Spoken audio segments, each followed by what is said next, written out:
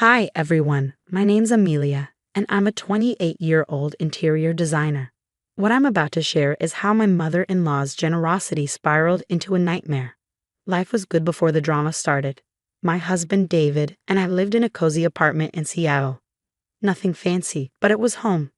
We were saving up for our dream house while I built my interior design business, and David taught history at the local high school. We were just your average couple. Then I found out I was pregnant.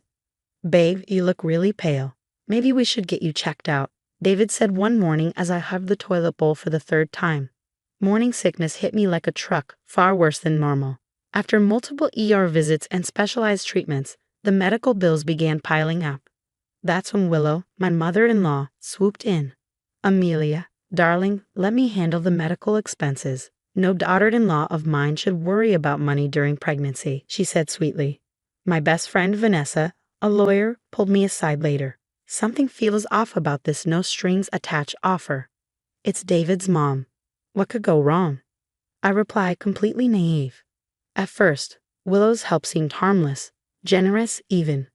But soon, she started showing up everywhere. My doctor's appointments, our apartment, even meetings with my clients. "Just checking on my investment," she'd say with a smile laced with condescension. "Have you considered switching to Dr. Peterson? He's much more experienced," she suggested during dinner at her mansion.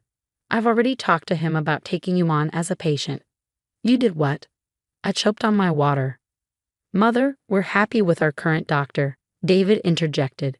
"Sweetheart, I'm only thinking of the baby. After all, I'm the one paying for everything."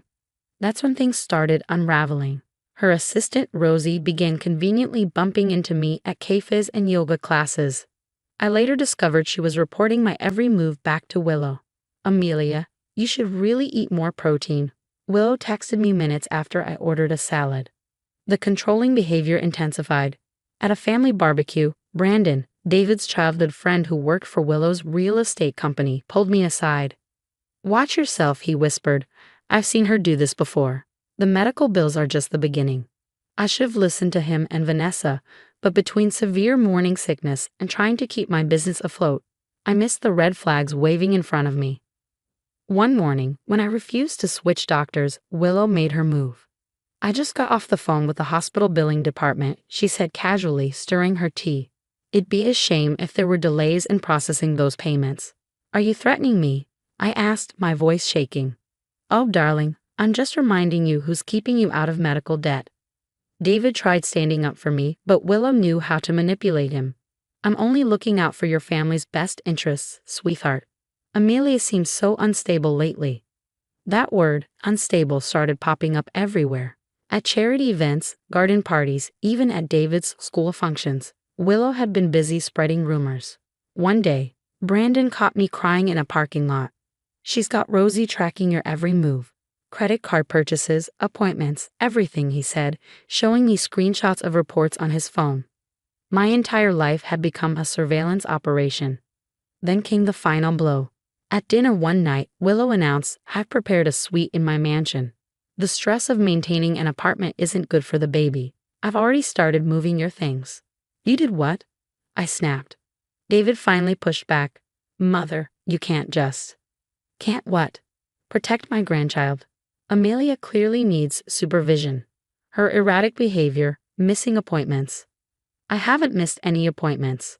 "That's not what your doctor told me." My blood ran cold. "You've been talking to my doctor." "Of course. As the person paying for your care, it's my responsibility." That night, I stormed out of her mansion, but not before grabbing a stack of unopened mail from her desk. Later, I discovered letters from my doctor's office that Willow had been intercepting. "David, look at these postmarks. She's been stealing our mail." He looked torn. Maybe she thought she was helping. Helping. She's trying to control everything. Our home, my medical care, my life. Brandon showed up with more evidence. "Your mother's done this before. Remember Carlos' wife? How she suddenly seemed unstable during her pregnancy." This was just the beginning of Willow's twisted game, and I knew I had to fight back. David's face went pale. She left him." "No," Brandon corrected grimly. "Your mother drove her away, and now she's doing it again." The next day, I stumbled upon a draft email on Rosie's computer when she stepped away from her desk. My heart stopped as I read it. It was a message to my doctor, requesting all of my medical records, pretending to be me. My hands shook as I snapped photos for evidence. This wasn't just about control anymore. This was illegal. The truth hit me like a ton of bricks when Brandon pulled me into his office one morning. "You need to see this," he said, handing me his phone. He found emails between Willow and the principal of an elite private school in New York. She rejected a job offer for David without telling him, Brandon revealed. "What?" I gasped. 6-figure salary. Department head position. They reached out 3 months ago, but she told them he wasn't interested in relocating. My hands trembled as I scrolled through the emails. How could she do this? Brandon's expression was grave. She's done it before. Her sister-in-law, Lisa? Willow sabotaged every career opportunity Lisa's husband had until they had no choice but to move in with her. They divorced 6 months later. I felt the room spinning. This wasn't meddling. This was sabotage. I called Vanessa immediately. She showed up with a legal pad and began documenting everything. The stolen mail, the medical privacy violations, the interference in David's career. "Look at this," Vanessa said, pulling up court records on her laptop. She's already consulting with lawyers about grandparents' rights. She's building a case to claim you're an unfit mother. I felt sick. She wants to take my baby. Vanessa's jaw tightened. She's playing a long game, Amelia. But this just became a legal battle. We need to act fast. Before we could process everything, Willow invited us to a special family dinner. I knew something was coming, but nothing could have prepared me for what happened that night. Over dessert, Willow dropped the bombshell. "I've arranged for a psychiatric evaluation," she announced smoothly, sipping her wine. "Amelia is clearly not in her right mind." David shot up from his chair. "Mother, stop this." Willow's eyes glinted with icy determination. "David, look at her, paranoid, emotional, making wild accusations. She needs help."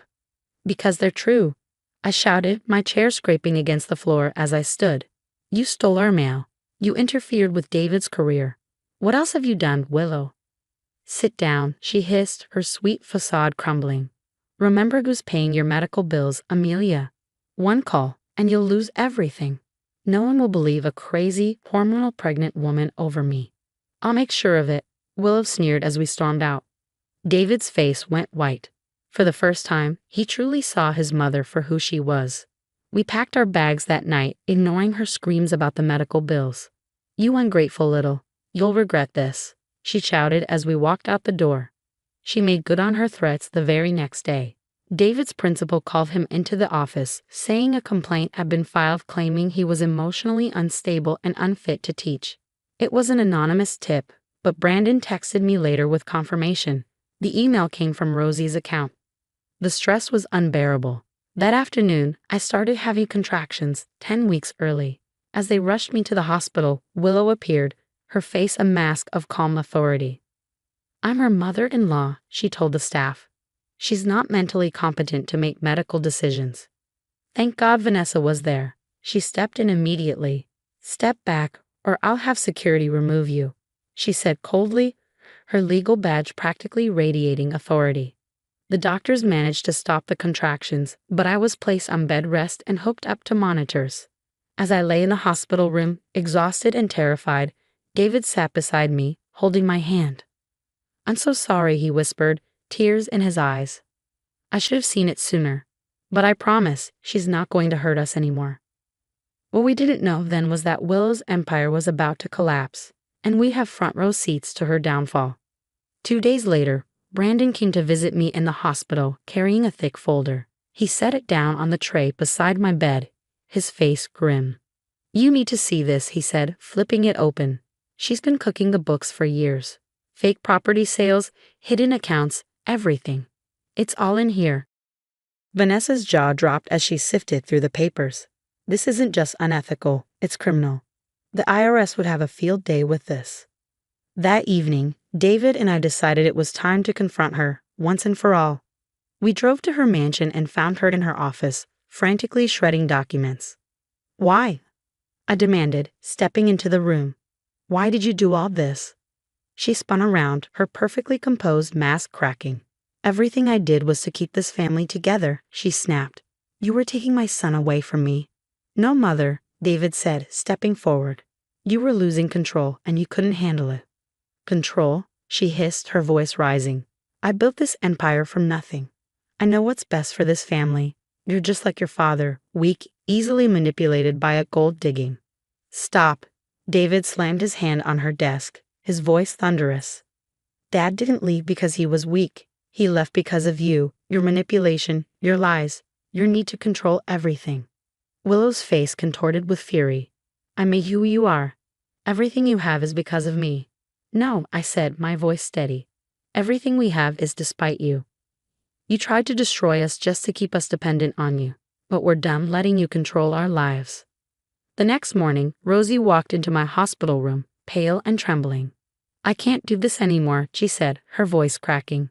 She made me forge your signature on medical release forms. I kept copies and recordings. Willow's been planning to declare you incompetent since she found out you were pregnant. That was the last straw. We filed the harassment lawsuit that very day. Willow's response, she called a press conference, painting herself as the victim, a concerned grandmother persecuted by her mentally ill daughter-in-law. But that same afternoon, everything unraveled. The IRS showed up at her office with a search warrant, thanks to Brandon's evidence. Local news crews caught her on camera, desperately trying to shred documents. Breaking news. Prominent real estate mogul Willow Sterling under investigation for tax fraud and embezzlement. As the news played on TV, my water broke. 8 hours later, our daughter Sophia entered the world. Perfect, healthy, and oblivious to the chaos surrounding her birth. David cut the cord while Vanessa and Brandon cheered from the waiting room. Willow tried to force her way into the maternity ward, making one last desperate attempt. You can't keep my grandchild from me. Everything I did was for this family. She screamed as hospital security escorted her out, straight into the arms of waiting federal agents. The aftermath was both cathartic and chaotic. The DA's office uncovered decades of fraud.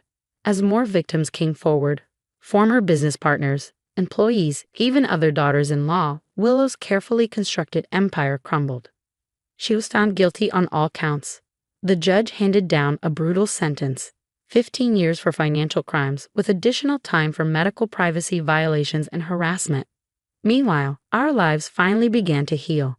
David was offered a principal position at Brighton Prep, this time with no interference from his mother. We used part of the settlement from the harassment lawsuit to buy our dream home. My interior design business flourished after the story went public. People rallied around someone who stood up to a bully. Last week, I noticed Willow's mansion listed for sale, her assets seized by the federal government. David and I drove past it together, Sophia babbling in her car seat. Do you think she's learned anything? David asked as we passed the empty gates. Probably not, I replied, but we sure did. Sophia giggled in the back seat, her laughter filling the car. She will never know her grandmother's toxic love.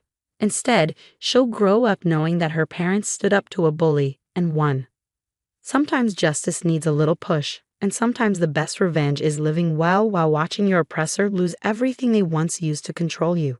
The end of Willow's reign was just the beginning of our freedom. I still wrestle with questions about those events. If your mother-in-law was secretly sabotaging your spouse's career to trap you in financial dependence, would you protect your spouse from the painful truth about their mother? Or would you believe they deserve to know everything, even if it shatters their world and the foundation of their childhood? Did I do the right thing by exposing everything at once? Should I have taken a gentler approach? Was I wrong to gather evidence before confronting her? What if the stress had caused worse complications during my pregnancy? These questions haunt me, but one thing is clear. We broke free, and for that, I'll always be grateful.